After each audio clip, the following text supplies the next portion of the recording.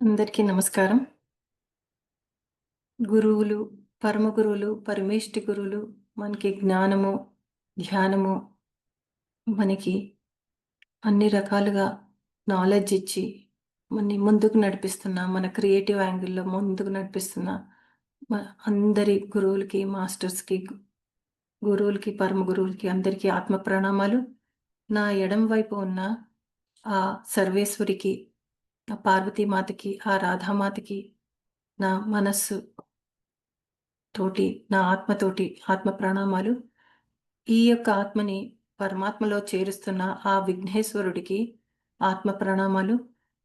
చుట్టూ ఉన్న ఏంజెల్స్‌కి, దివ్య మ ఆత్మలకు, దైవాత్మలకు అందరికీ కూడా ఆత్మ ప్రణామాలు.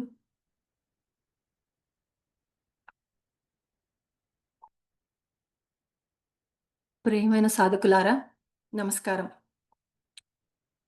మన అందరికీ సుపరిచితమైన ఆ శ్రీ మహాలక్ష్మి, ఆ శ్రీ మహావిష్ణు అనగా లక్ష్మీనారాయణ యొక్క తత్వము, వారిని వారి యొక్క తత్వం నుండి మన మెడిటేషన్‌లో మరింత మెళకువలు ఎలా సాధించవచ్చో ఇవాళ రెండో రోజు తెలుసుకుందాం.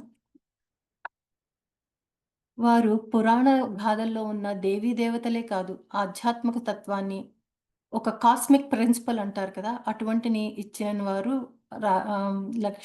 లక్ష్మీనారాయణులు. మన పురాణ గాథల్లోంచి మన మెడిటేషన్‌లోకి ఎలా అనుసంధానం చేసుకుందామో ఇప్పుడు చూద్దాం ఒకసారి. పురాణాల్లో చెప్తారు, ఒకప్పుడు దేవతలు, అసురులు కలిసి క్షీరసాగర మథనం చేశారు. ఆ మథనంలో దివ్య రత్నాలు పుట్టాయి. చంద్రుడు, కామధేనువు, కౌస్తుభమణి. కానీ అందులో అత్యంత ప్రకాశవంతమైంది శ్రీ మహాలక్ష్మి. ఆ తల్లి సముద్రం నుంచి బయటకొచ్చినప్పుడు చాలా విశ్వంలో ఉన్న ప్రకాశం అంతా కలిపి ఒక ముద్ద చేసినట్టుగా ఆవిడ మెరిసిపోతుందిట. ఆవిడ యొక్క రంగు గోల్డెన్ కలర్‌లో ఉంది. ఆ క్షణంలో ఆవిడ వేసుకున్న వస్త్రధారణ తెల్లటి తెలుపువి. అంటే ఇప్పుడు కొంచెం మనం మెడిటేషన్‌లో ఆలోచిస్తే మనము గోల్డెన్ కలర్‌ని దేనితోటి సూచించుకుంటాం అంటే, భూశక్తి యొక్క సృష్టితోటి ఈ మనము అనుసంధానం చేసుకుంటాం. ఆ శ్రీ మహాలక్ష్మి యొక్క తత్వము అందుకు అత్యంత ప్రకాశవంతంగా ఉంది. అక్కడ నుంచి ఆవిడ తెల్లటి వస్త్రం ధరించింది. మనము చూసినప్పుడు మన పెద్దలు చెప్తారు, ఆవిడ ఎర్రగా ఉంటారు, ఆవిడ రజోగుణానికి సంబంధించినవిడ అననంటారు.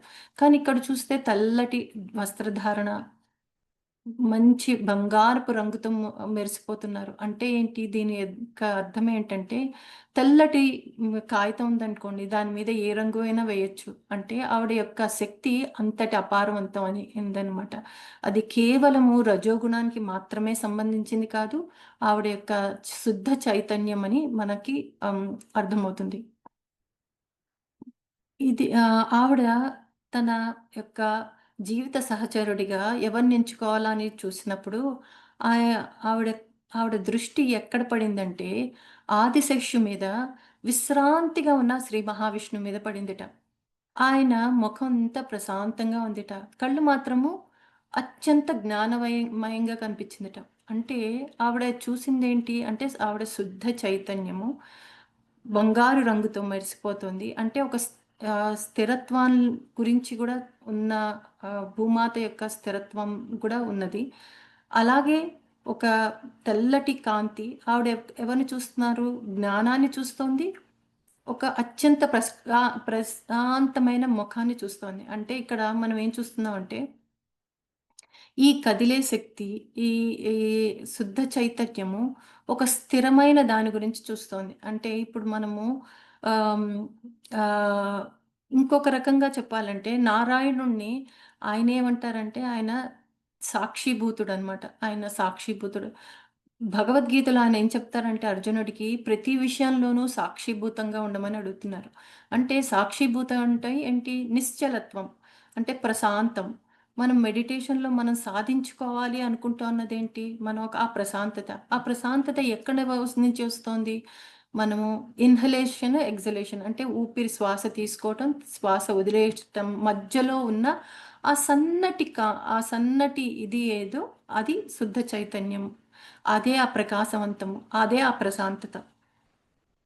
అక్కడ అది అది చూడమని ఆ స్థితిని, ఆ ప్రశాంతమైన ముఖాన్ని ఆ శ్రీ మహాలక్ష్మి చూస్తున్నారనమాట అక్కడ.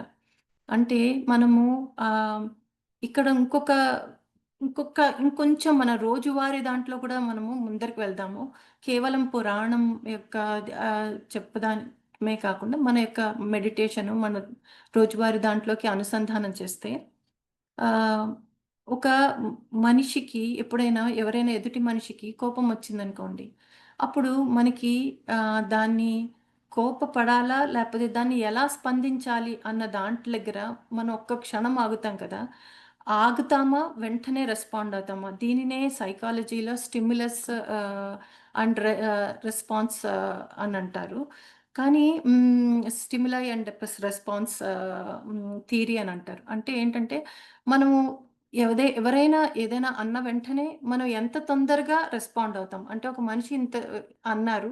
వెంటనే రెస్పాండ్ అవుతున్నామా? లేదా కొంచెం గ్యాప్ తీసుకుంటున్నాం. కొంచెం టైం తీసుకుంటున్నాం. వాళ్ళని ఏం మాట్లాడుతున్నారు? ఇంకొంచెం టైం తీసుకున్నాం అనుకోండి.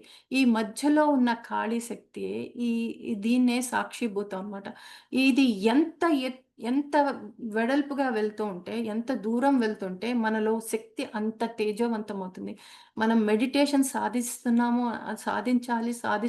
విజయవంతం అవుతున్నాము అంటే, ఈ మధ్యలో ఉన్న శక్తిని ఎంత చైతన్యవంతం చేస్తున్నాం, ఎంత ఎంత పెంపొందించుకుంటున్నాం అన్న దాని మీద ఆధారపడుతుందనమాట.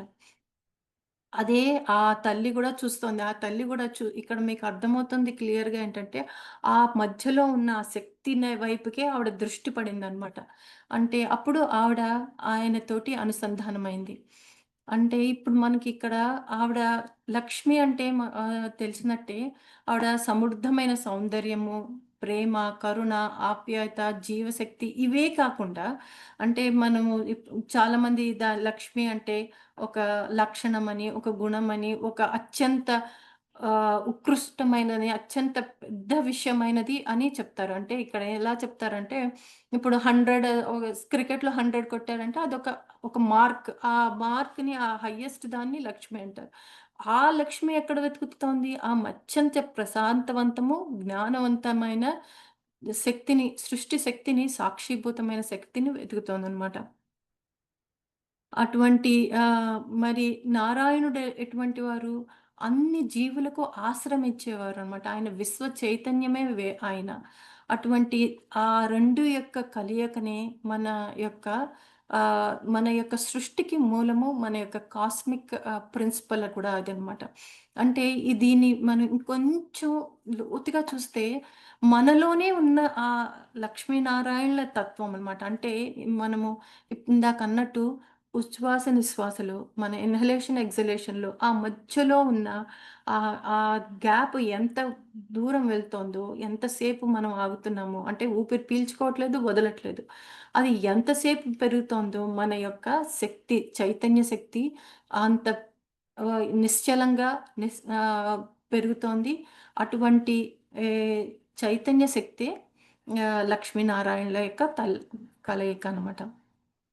ఇక్కడ మనం దీనికి మరి సాక్ష్యం ఏంటి? మరి దీనికి ఏదైనా ఒక పరిమాణం ఉండాలి కదా! అంటే దీనికి మనము ఎలా తీసుకోవచ్చంటే ఆహ్, లక్ష్మీ సహస్రనామంలోని కొన్ని నామాలు అలాగే ఇవాళ కొన్ని 10 నామాలు తెలుసుకుందాము. అలాగే విష్ణు సహస్రనామంలోని అనుసంధానం ఎలా అవుతున్నాయో చూద్దాం ఒకసారి. ఆవిడ పేరు ఆవిడ నామము నిత్య నిత్యగత. అంటే ఆవిడ ఎప్పుడూ ట్రావెల్ చేస్తోంది అని దాని మీనింగ్ అనమాట. మరి ఎందుకు ట్రావెల్ చేస్తుంది? దీన్నే ఒక్కొక్కసారి ఏమంటారంటే మన వాళ్ళు అమ్మవారు లక్ష్మీ అమ్మవారు నుంచున్న అమ్మవారి పటాలు తీసుకురావద్దు, విగ్రహాలు తీసుకురావద్దు. ఎందుకంటే ఆవిడ నుంచుంటే ఆవిడ వెళ్ళిపోతారు. ఎందుకంటే ఆవిడ పేరే అది కాబట్టి ఆవిడ వే ట్రావెల్ అయిపోతారు, రావద్దు అన్నట్టుగా కూడా చెప్తారన్నమాట. దీనికి ఎందుకు ట్రావెల్ అవుతారు? ఎందుకు వెళతారు? అంటే దానికి మళ్ళీ వాళ్ళే దానికి ఏం చెప్తారంటే విష్ణుమూర్తిని తీసుకొచ్చి పక్కన పెట్టండి. అప్పుడు ఆవిడ స్థిరంగా ఉంటారు అనంటారు. ఎందుకు అనంటే విష్ణు నామం యొక్క ఆహ్, నామం అంటే ఏంటి అంటే, ఆయన ఎల్లడా ఉన్నాడు. అన్ని చోటలోనూ ఆయనే ఉన్నారు. దానినే మళ్ళీ ప్రహ్లాదుడు కూడా నిరూపించారనమాట. సో, అందుకని ఈ నామాన్ని చూస్తే దీనికి కరెక్ట్‌గా సరిగ్గా సరిపోతుంది విష్ణునామం అనమాట. అంటే శక్తి, చైతన్యము, ఏకత్వము ఉంటుందనమాట. లక్ష్మి అంటే చలనము, నారాయణుడంటే నిశ్చలత్వము. లక్ష్మి అంటే స్రవంతి, నారాయణుడంటే ఆశ్రమం. లక్ష్మి అంటే సృష్టి అంటే నారాయణుడి యొక్క ఆధారం అనమాట.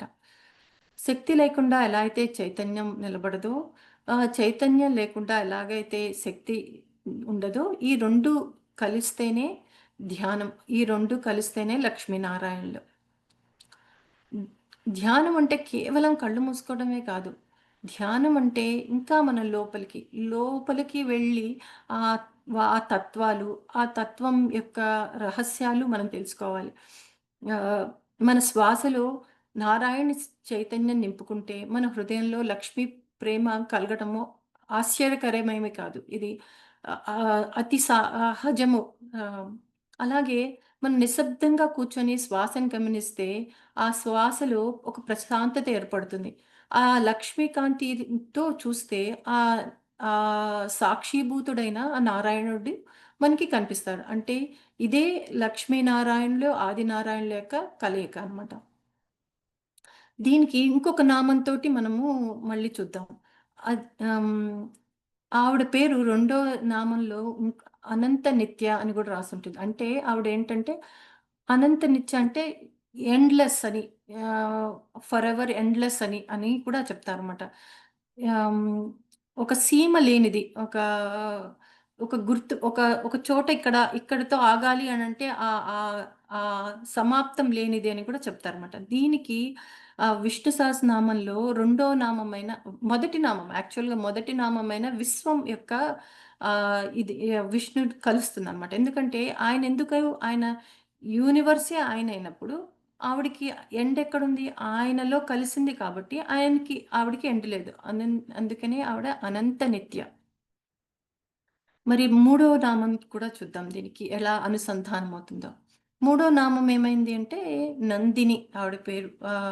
అంటే మూడో నామం నందిని అంటే ఆహ్, మనము దీన్ని ఎలా చెప్తారంటే ఆవిడ అత్యంతం అందరికీ సంతోషాన్నిచ్చేది నందిని అనమాట. ఆ నామానికి ఆరో నామమైన భూతభృత్ అనే నామం విష్ణు సహస్రనామంలో ఆ నామంతో సరిపోతుంది. అంటే భూతభృత్ అంటే ఆయా అందరినీ జాగ్రత్తగా, ప్రేమగా చూసుకునేవారు విష్ణుమూర్తి. అంటే అంత ప్రేమగా ఆయన చూసుకుంటున్నారు గాబట్టి, వాళ్ళందరినీ సంతోషాన్నిచ్చేది ఆ లక్ష్మీదేవి అన్నమాట. ఆహ్, హ్మ్, దానికి ఇంకొక నామం అంటే ఆయన అందరినీ అంత చూసుకుంటున్నారు గాబట్టి, దానికి ఈ సరిపోడుగా తనకి హెల్ప్‌ఫుల్‌గా ఉన్నదానికి అందరిని సంతోషంగా నందిని అంటున్నాం. అలాగే ఆవిడ జనరంజని కూడా అందరిని కూడా సంతోషపరుస్తుంది. సంతోషంగా ఉంచుతుంది, సంతోషపరుస్తుందనమాట. ఎందుకు మళ్ళీ సంతోషపరుస్తుంది? ఎందుకంటే భగవంతుడే భూతకృత్ ఆయన కూడా భూతకృత్. ఎందుకంటే ఆయన ఈ సృష్టిని క్రియేట్ చేశారన్నమాట. ఈ సృష్టిని క్రియేట్ చేశారు కాబట్టి ఆయన ఆవిడ సంతోషపెడుతుంది. అందరూ కూడా ఆవిడంటే ఆవిడని చూస్తే సంతోషిస్తారు. మళ్ళీ, మళ్ళీ ఇంకొకటి చూద్దాం. మనము అంతర్ముఖ దర్శనం ఎలా చేయగలము? మనలో ఉన్న సముద్ర మదనం ఎలా చేయగలమో గూడా చూద్దాం. ఆ తర్వాత మళ్ళీ మిగతా కొన్ని నామాల యొక్క సారాంశం తెలుసుకుందాం. ఒక్క నిమిషం అండి. ఓకే. అ అ మనలో ఒక క్షీరసాగరం ఉంది. అంటే మనలో ఒక ఆలోచనలని, భావాలని, ఆశలని, భయాలని, రకరకాల అలలు, అలజడులు ఇవన్నీ ఉంటూ ఉంటాయన్నమాట. ధ్యానం అంటే సముద్రాన్ని ప్రశాంతంగా చేయడం. అంటే ఆ సముద్రం నిశ్చలంగా ఉన్నప్పుడే మనము ఆ సముద్రం మీద పడవలు వెళ్తాయి. రకరకాలు ఎళ్తాయి. అది అలజడిగా ఉందనుకోండి, అలలుగా ఉందనుకోండి అది వెళ్ళదు. మనం ఇందాక చెప్పుకున్నాం కదా! శ్రీ మహావిష్ణువు నిశ్చలంగా ఉంటారు, ప్రశాంతంగా ఉంటారు అని. అటువంటి నిశ్చలంగా, ప్రశాంతంగా ఉన్నప్పుడు మన మనస్సులో ఆ లక్ష్మీదేవి పుట్టుకొస్తుందన్నమాట. అక్కడ ఆ నారాయణుడి దగ్గర విశ్రాంతిగా తీసుకుంటుందావిడ. సో, ఇక్కడ మనం ఏం చేస్తామంటే, మనలో ఉన్న ఆలోచనలు, భయాలు, భావాలు అన్నీ కూడా ఆ అలలుని ప్రశాంతంగా చేయగలగాలి. అంటే దాన్నే క్షీరసాగరం అని గూడా అంటారు. ఇప్పుడు మరి ఇంత ప్రశాంతంగా ఉండాలంటే, మనం అంటే ఆ ఉచ్ఛ్వాస, నిశ్వాసలో ఉన్న ఆ గ్యాప్‌ని ఏదైతే ఉందో అది పెంచుకుంటూ ఉండాలి. అది ఒక్కసారిగా అవ్వదు. ఎప్పుడు ఏ విషయం అయినా కూడా ఒక్కసారిగా అవ్వదు. మరి ఒక్కసారిగా అవ్వకపోతే ఒక నెల రోజులకి అవుతుందా అండి? సంవత్సరం అవుతుందా అండి? లైఫ్ టైమ్ సరిపోతుందా? ఎంత అవుతుంది అనంటే, దీనికి కూడా ఒక దీనికిని కూడా ఆ లక్ష్మీనారాయణులే చెప్తారనమాట. అంటే ఆవిడ యశస్సు, కీర్తి ఇస్తూ ఉంటే, ఆయన స్థిరంగా ఉంటారు. అంటే ఇప్పుడు ఏదైనా విషయం ఎవరైనా ఏదైనా ఎవరికైనా మళ్ళీ అది ఇంకో సంఘటన ప్రకారంగా ఎవరైనా ఇద్దరు వాదులాడుకుంటున్నారు, కీచులాడుకుంటున్నారంటే, వాళ్ళిద్దరూ వాదులాడుకున్నంత సేపు అంటే అది నిశ్చలంగా లేనంత సేపు ఆ సమస్య అనేది తీరదు. అది ఎటువంటిదది ఇద్దరిలో ఓహ్, కనీసం ఒక్కళ్ళకి మనశ్శాంతి ఉంటే, ఆ ఒక్కళ్ళన్నా ఈ ఈ వీళ్ళతో కలవకుండా ఆ ఒక్కళ్ళకన్నా నిశ్చలంగా తన యొక్క తన తన బాధలు, తన యొక్క కష్టాలు తీర్చుకునేందుకు అవకాశం వస్తుంది. ఇద్దరు గొడవ పడుతున్నా, ఇద్దరు వాదించుకుంటున్నా, ఇద్దరి వల్ల ఏ విషయమైనా జరుగుతుంటే, అది ఆ నిశ్చలత్వము ఉండదు. ఆ నిశ్చలత్వం లేనంత సేపు ఆ లక్ష్మీనారాయణుల యొక్క తత్వము, వాళ్ళ యొక్క శక్తి మనలో హృదయంలో ఉద్భవించదు. సో, వ్ అందులో ఒక్కళ్ళు గనక శాంతిగా అయ్యారనుకోండి, రెండో వాళ్ళకి కూడా టైం దొరుకుతుంది ఆలోచించడానికి. సో, ఈ యొక్క లక్ష్మీనారాయణుల యొక్క ఎక్కడైతే ఆ తల్లి పుట్టిందో, అంత చిన్న విషయంలో ఇంత నిగూఢమైన రహస్యం గూడా ఉంది. ఇదే ఆహ్, ఇదే ఇది మనలోని మలినాల్ని తొలగిస్తుంది. మనలో ఉన్న ఆత్మరత్నాన్ని అంటే లక్ష్మీనారాయణుల యొక్క రత్నాన్ని, తత్వాన్ని బయటికి తీస్తుందనమాట.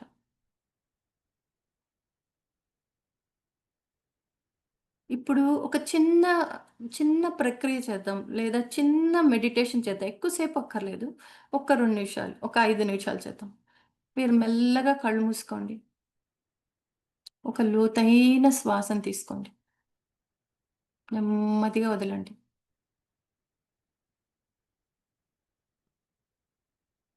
మనస్సులో ఉన్న ఆ హృదయంలో కొట్టుకుంటున్న ఆహ్, మీ హృదయం మీద ధ్యాస నిలపండి.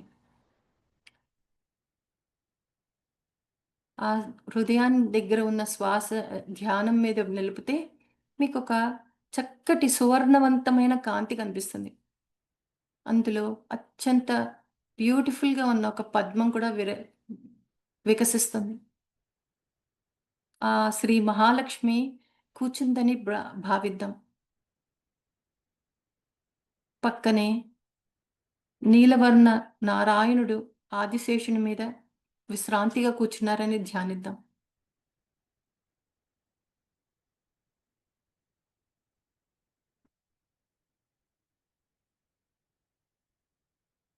ఈ ఇద్దరి కాంతులలో ఆ బంగారపు కాంతి, నీలమణి కాంతి, తెల్లటి కాంతిలో ఆ లక్ష్మీనారాయణుల తత్వం తెలుస్తుంది.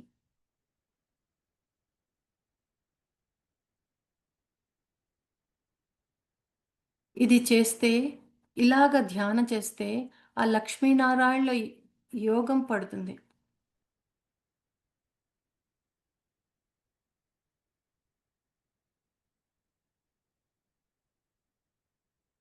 ఇప్పుడు మళ్ళీ వీళ్ళిద్దరూ ఎలా సమన్వయం అయ్యారు వాళ్ళ నామాల్లో ఒకటి చూద్దాం ఇంకొంచెం.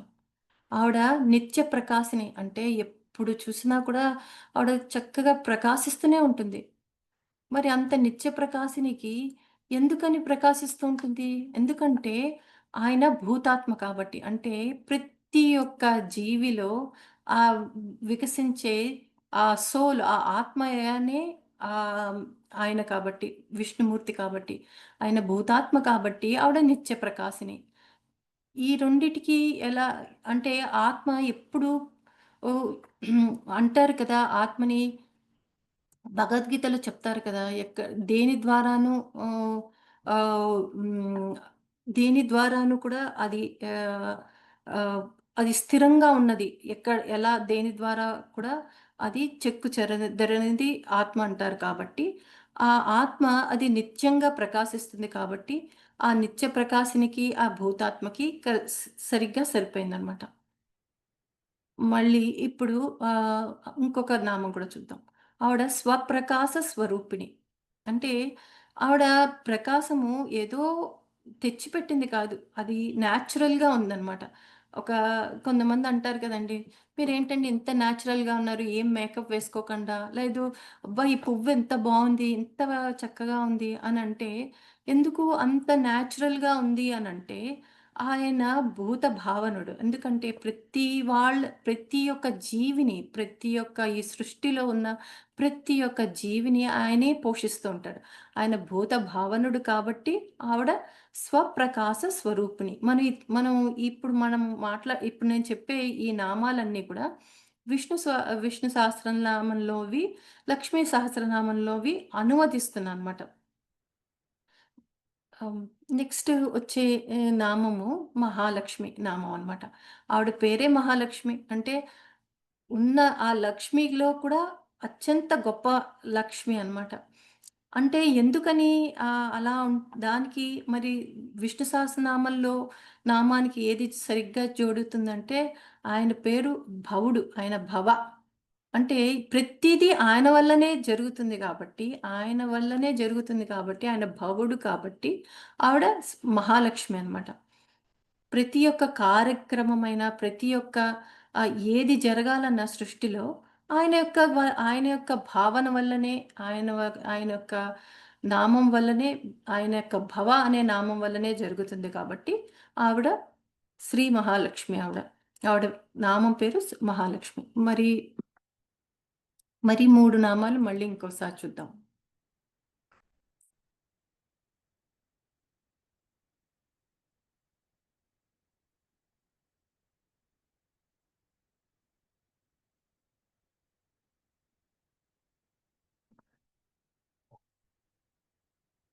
ధ్యానంలో ఉన్నప్పుడు మనకి నారాయణ శక్తి జాగృతం చేస్తుంది. మనలో ఆహ్, ఎప్పుడైతే నారాయణ శక్తి జాగృతమవుతుందో, అప్పుడు శ్రీ మహాలక్ష్మి ఏం చేస్తుందంటే, ఆ శక్తిని శుద్ధి చేస్తుంది. ఇందాక మనం చెప్పుకున్నాం కదా! ఆవిడ తెల్లటి శుభ్ర వస్త్రాలతోటొచ్చారన్నమాట. అంటే మన మనకెప్పుడైతే మనము ధ్యానం చేయటం మొదలు పెడతామో, మన ధ్యాన శక్తి పెరగడం మొదలుపెడుతుందో, అంటే మనం సాక్షీభూతంగా ఉండటం నేర్చుకుంటున్నామో, అప్పుడు చూడండి ఆ లక్ష్మీ శక్తి ఏం చేస్తుందంటే పవిత్రం చేస్తుందన్నమాట. శుద్ధి చేస్తుంది. మనలో ఉన్న అంటే మొదటిసారేమో ఫర్ ఎగ్జాంపుల్ మొదటిసారి ఎవరైనా ఏదైనా అన్నప్పుడు కోపం చేయడానికి వెంటనే ఒక్క నిమిషమే పట్టొచ్చు. రెండోసారి అమ్మో! మనం లక్ష్మీనారాయణల యొక్క ధ్యానం చేస్తున్నాము. ఆ మెడిటేషన్‌లో అది కూడా చేస్తున్నాము. అది చేస్తున్నాము. ఆ తత్వం గూడా మనలోకి రావాలి. మనకా నిశ్చలత్వం రావాలి అని చేయటం మొదలుపెడితే, అది నెమ్మదిగా ఆ రెస్పాండింగ్ నేచరు స్లోగా తగ్గటం మొదలయ్యి, మనలో విచక్షణ పెరిగి అసలు ఆ సమయంలో మనం ఎలా మాట్లాడాలో, ఎంత మాట్లాడాలో మనకి పూర్తిగా తెలుస్తుంది. మౌనము అనేటప్పుడు మనని మౌనంగా ఉండండి, మౌన వ్రతం చేయండి అంటే, మౌన వ్రతం చేయడం అంటే జస్ట్ మౌనంగా ఉండడం అని కాదు. అక్కడ సాక్షిభూత తత్వాన్ని మనలో అలవడించుకోవాలి. అది మనలో విట్నెస్ చే విష్ విట్నె విట్నెసింగ్ స్ట్రాటజీని ఇంకా పెంచుకోవాలననమాట. దానివల్ల ఏమవుతుందంటే, ఇక్కడ మనకి సేమ్ మళ్ళీ లక్ష్మీనారాయణ తత్వాన్ని మనం పొంది మరింత శక్తివంతం అవుతామనమాట. అప్పుడు ప్రశాంతతొస్తుంది. ఒక ప్రకాశం పుట్టుకొస్తుంది. ఎప్పుడైతే ప్రశాంతత కలుగుతుందో ప్రకాశం పుట్టుకొస్తుంది.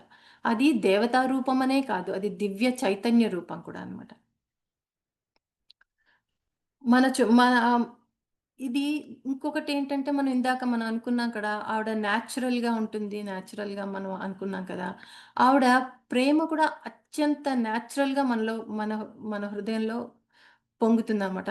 చాలామంది అంటారు ఈ అన్‌కండిషనల్ లవ్ అని అంటారు. ఈ అన్‌కండిషనల్ లవ్ అనంటే ఎలాగ తెలుస్తుంది? మనం ఎలా చెప్పగలము అనంటే ఆవిడ స్వప్రకాశ స్వరూపిణి. ఆహ్, అందుకని ఆ ప్రేమతత్వం కూడా అత్యంత న్యాచురల్‌గా ఉంటుంది. అది మనవాళ్ళు, వేరే వాళ్ళు, మన ఇంట్లో వాళ్ళు, వేరే వాళ్ళు అని కాకుండా ఒక చెట్టు మీద, దేని మీద కూడా లేకుండా ఇదుంటుందనమాట. దీనికొకటి చెప్తాను. అసలు ఈ, ఈ 2 భాగాలుగా ఉంటాయి. అంటే 2 ఒక లెఫ్ట్ అని, రైట్ అని ఇలా ఇడా, పింగళ అని ఈ లక్ష్మీనారాయణలని ఎలా వచ్చింది? అసలు దీనికి గురించి అంటే నాకు నా యొక్క స్వయంగా ఒక ఎక్స్‌పీరియన్స్ చెప్తాను. ఆల్‌మోస్ట్ ఒక 7, 8 ఇయర్స్ క్రితము నేను జిమ్‌లో జాయిన్ అయ్యాననమాట.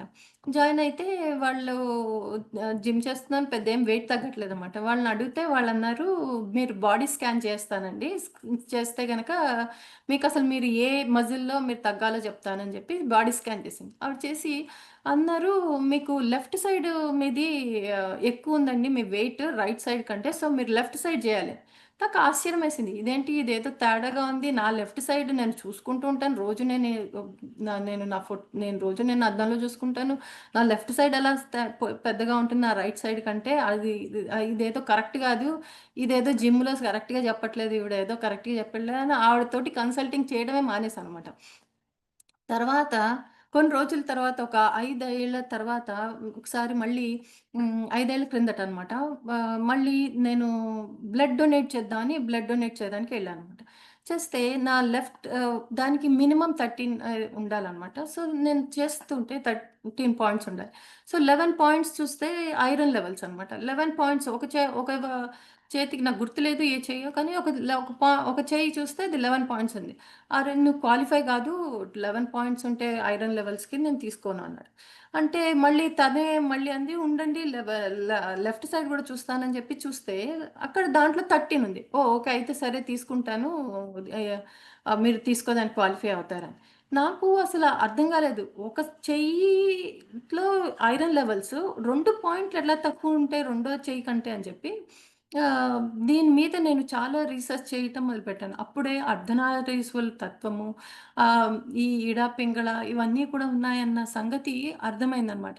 అది ఎంత లోతుగా కనిపిస్తోందంటే, మనము లక్ష్మీనారాయణ తత్వంలో గూడా అది కనిపిస్తోందనమాట. ఎక్కడ అంటే సృష్టి అనేది ఆహ్, ఆహ్, ఆహ్, నారాయణుడు చెప్తాడు కదా! "నేను ఎక్కడో లేను నీ హృదయంలోనే ఉన్నాను. నువ్వు అది వదిలేసి అన్నీ వెతుకుతున్నావు" అని అంటున్నారు కదా! బట్టి మనకి అప్పుడే మనకి మనం ఎంత లోతుగా మనలో మనమే వెళ్తే, అరే! ఆ లక్ష్మీనారాయణుడు అక్కడెక్కడో వైకుంఠంలో లేరే, మనలోనే ఉన్నారే అన్న సంగతి మనకి దీనితోటి ఈ పురాణ గాథలు వింటున్న కొద్దీ మనకి ఇంకా తెలుస్తూ ఉంటుందనమాట. ఇది నేను మిమ్మల్ని దారి పట్టించాలని కాదు. ఇది నా తెలిసిన ఎక్స్‌పీరియన్స్ ఇందులో జత చేద్దామని అనుకున్నాననమాట. ఆహ్, జీవనలో మన జీవనంలో గూడా మనం ఈ తత్వాన్ని మనం చేసుకోవచ్చనమాట. ఇది మన దైనంద జీవితంలో గూడా ఇది చాలా అవసరం అన్నమాట. మనము దన్ మనం ఇదివరకు అనుకుంటున్నప్పుడు ధనాన్ని సంపాదిస్తున్నప్పుడే మనం అనుకున్నాం మనము ధర్మబద్ధంగా ఉపయోగించడం వల్ల, ధర్మబద్ధంగా సంపాదించడం వల్ల మనకి మంచి జరుగుతుంది అని అనుకున్నాం. అంటే ఏంటి దీన్ని ధర్మబద్ధంగా సంపాదించడం అంటే ఏంటి? అది నారాయణుడి యొక్క తత్వం. అదే కనుక ధనాన్ని సూచిస్తున్నదేంటి లక్ష్మీ శక్తి అన్నమాట. మనకి ఈ రెండిటిని కూడా ఇవి ప్రేమతో మనం సంపాదించింది డబ్బు ప్రేమతో సంపాదించి, ప్రేమతో ఖర్చు పెట్టుకుంటే దీని యొక్క ఆహ్, దీని యొక్క శక్తి అపారం. దీని యొక్క శక్తి అపారము. దీంట్లో కోపం గాని, ద్వేషం గాని అటువంటి లన్నీ మనం గనక తీసేయగలిగితే అది నారాయణుడితో మరింత చైతన్యవంతమై లక్ష్మీ శక్తి ఆహ్, హ్మ్, మరింత ప్రకాశవంతమయ్యి ప్రతి క్షణము మన జీవితం సమతుల్యమవుతుంది.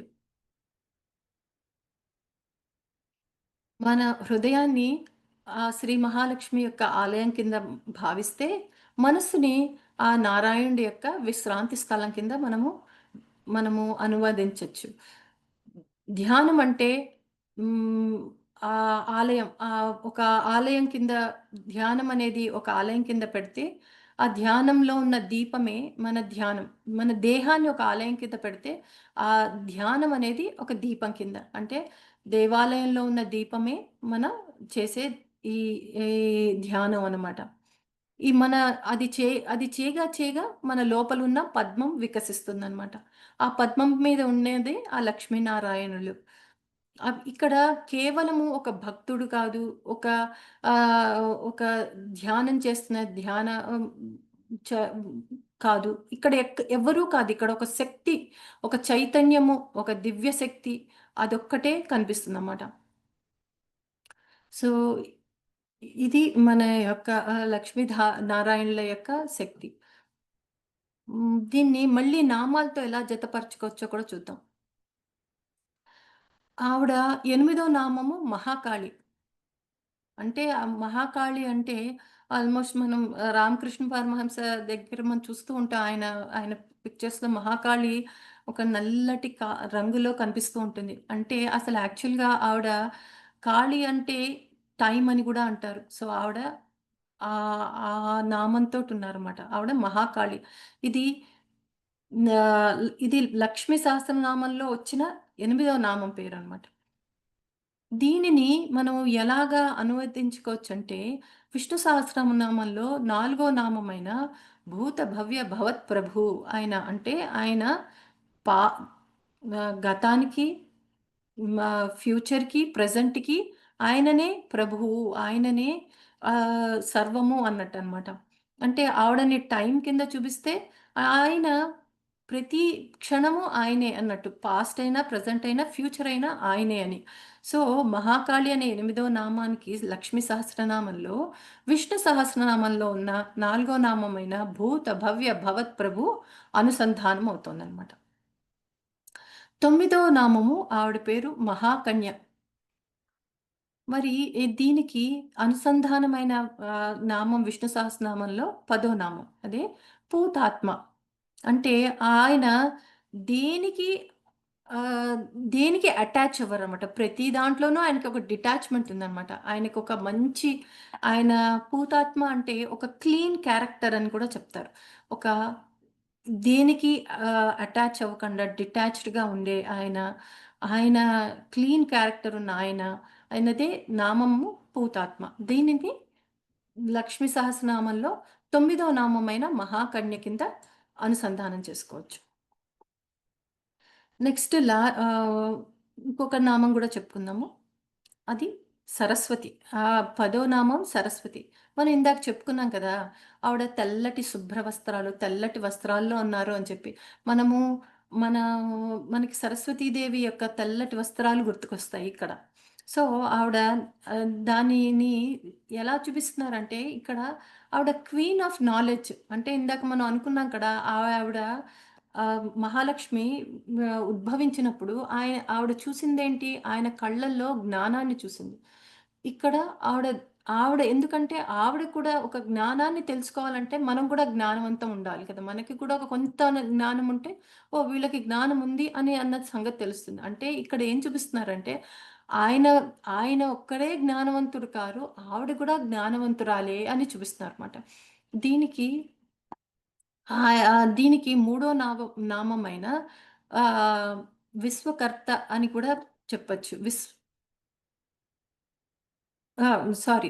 మూడో నామమైన వషట్కార అనే నామాన్ని అనుసంధానం చేయొచ్చు. అంటే సరస్వతి నామానికి వషట్కార అనే నామం అనమాట. అంటే ప్రతి యజ్ఞంలో చేసే హవిస్సు ప్రతిదో చేసే హవిస్సుని స్వీకరించిందెవరు? అత్యంత ఆహ్, సంకృష్టమైన శ్రీ మహావిష్ణువు అనమాట. అంటే యజ్ఞానికి కావాల్సిందేంటి? ఒక నాలెడ్జ్. ఆ నాలెడ్జ్‌కి ఇవ్వగలిగిన శక్తి ఎవరికుంది? ఆ సరస్వతి మాతకుంది. సో, ఇలాగా విష్ణు సహస్రనామంలో ఉన్న నామాలు, లక్ష్మీ సహస్రనామంలో కూడా ఉన్న నామాలు 2 విడివిడిగా కాదు. They are same. ఒకటే తత్వాన్ని విడిగా చూస్తోంది. అంటే మనం లక్ష్మీ చూసినప్పుడు మనం విష్ణు చదవాలి. చదవకపోతే సంపూర్ణం అవ్వదు. లేదా విష్ణు చదువుతూ ఉంటే లక్ష్మి సంపూర్ణ అవ్వదు అని ఎందుకు అనవలసిన అవసరం లేదు. ఎందుకంటే ఆవిడే ఆయన, ఆయనే ఆవిడ అనమాట. ఈ 2 మీరు చూస్తూ ఉంటే ఇప్పుడు మన ఈ నామాలు ఇవి ఎవ్వరు సృష్టించినవి కావివి. ఎప్పటినుంచో వస్తున్నవివి. మన గ్రంథాల్లో ఎప్పుడూ ఉన్నవి అన్నమాట. ఈ 2 కూడా విడివిడి కాదు అని కంప్లీట్‌గా ఇక్కడ క్లియర్‌గా క్లారిఫై అవుతోంది.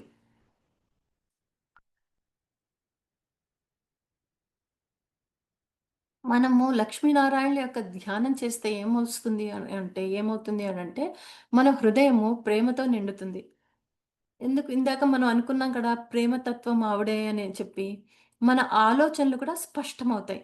ఇది మనం అంటారు గదా! మనము మెడిటేషన్ చేస్తే క్లారిటీ వస్తుందండి అని ఎందుకంటారు? మనకి నిద్ర పడుతుంది. క్లారిటీ వస్తుందంటే ఈ ఈ వీటి వల్లనే అన్నమాట. ఆ లక్ష్మీ తత్వము, ఆ నారాయణ తత్వము మరింత జాగృతమవుతుందని. మన జీవితము సమతుల్యముగా మారుతుంది. అంటే ఒక ఒక మెటీరియలిస్టిక్ వరల్డ్ అనో, స్పిరిచ్యువల్ వరల్డ్ అనో ఇలా రకరకాలుగా విడివిడిగా మనము ముక్కలు చెక్కలు చేయకుండా అన్నీ ఒకటే మనలోనే ఉన్నాయి. మనకే అన్నీ కావాలి అని ఎలా అయితే చెప్తామో ఇలాగే అన్నమాట. అంటే ఇప్పుడు మొన్న అంటే ఎవరో ఎగ్జాంపుల్ ఉంది కదండీ! మనము కూరల వాడి దగ్గరికెళ్ళి నేను డబ్బులివ్వనండి. ప్రేమొక్కటే ఇస్తానంటే, వాడు కూరలవాడు మనకు డబ్బులు ఊరుకోడు.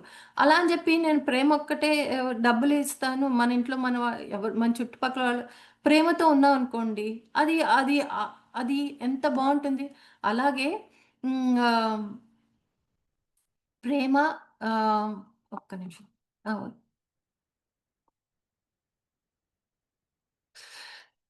అలాగే లక్ష్మీనారాయణుల యొక్క మన తత్వాన్ని మనలో నింపుకుంటే మన జీవితంలో చాలా సమతుల్యంగా ఉంటుందనమాట.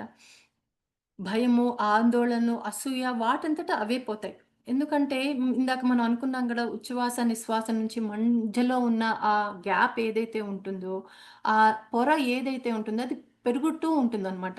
దానివల్ల మనకే కాకుండా మన చుట్టుపక్కల వాళ్ళు గూడా ఎంత ఎంత పీస్‌ఫుల్‌గా ఉన్నారండి అని అంటన్నానికి కారణం అదే అనమాట.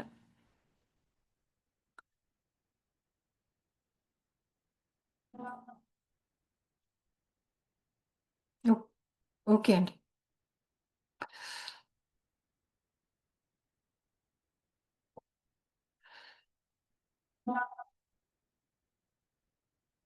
ఓకే. ఎవరో నాకు వాట్సాప్ చేస్తున్నారు. ఒక్క నిమిషం అండి. సారీ.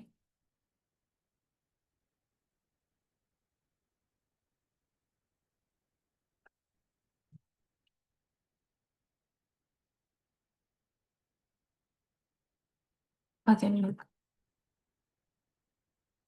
సో, అందుకని లక్ష్మీనారాయణులనేవారు బయట ఉన్నారని కానీ, అక్కడెక్కడో ఉన్నారని కాకుండా, మనలోనే ఉన్నారన్న ఆహ్, ఆలోచనతోటి దాన్ని సమన్వయం చేద్దాము. ఇంకొక్క ఉపమానం గూడా చెప్పుకుందాము. నారాయణుడు ఎక్కడ పుట్టారంటే సూర్యవంశంలో, రాముడు ఎక్కడ పుట్టారంటే సూర్యవంశంలో పుట్టారు అని అంటారు కదా! సో, సూర్యుడితో సూర్యనారాయణమూర్తి అని అంటారు. అంటే సూర్యుడి తోటి ఆ సంబంధాన్ని కలిపారన్నమాట. అలాగే లక్ష్మీదేవి ఎక్కడ పుట్టినప్పుడు ఆవిడ చంద్రుడికి చంద్ర సహోదరి. అలా చంద్రుడితో కలిసి ఉద్భవించింది అని అంటారు. అంటే నారాయణుడు సూర్యుడి వంటి వారు, లక్ష్మి చంద్రుడిలాగా. అంటే ఒకరు కాంతి ఇస్తే మరొకరు శాంతినిస్తారన్నమాట. సూర్యుడు లేకపోతే జీవం లేదు. అలాగే చంద్రుడు లేకపోతే ప్రశాంతత లేదు.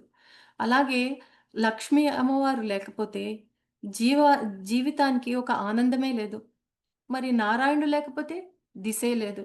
కాబట్టి మనం ధ్యానం చేసేటప్పుడు ఈ ఇద్దరినికి నమస్కరించి, వారికి ఆత్మ సమర్పణ చేసి, ఆ ఇద్దరిని సమతుల్యంగా మనము ప్రార్థన చేద్దాం.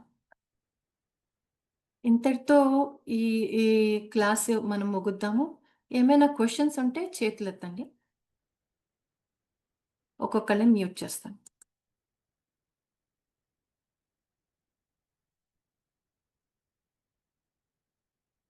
ఏమైనా ఉన్నాయా అండి?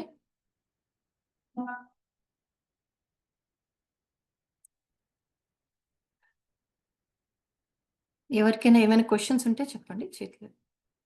చేతులెత్తండి. నేను రికార్డింగ్ స్టాప్ చేస్తున్నా.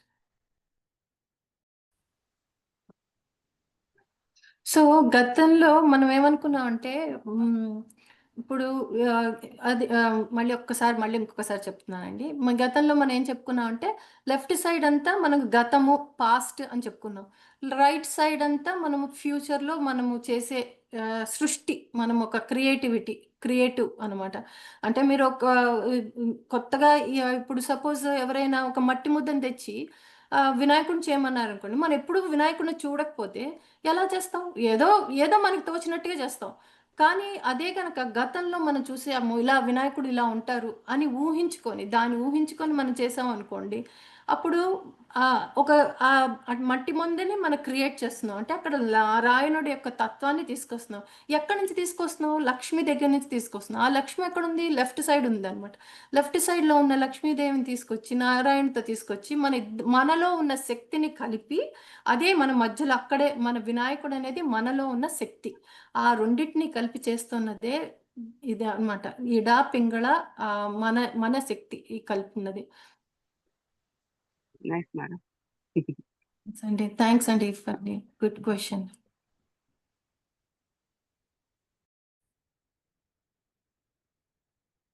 అందరికీ లక్ష్మీనారాయణుడి యొక్క కృప కలగాలని, అందరికీ మంచి జరగాలని కోరుకుంటూ ఈ సెషన్‌ని ఇంతటితో ముగిస్తున్నాను.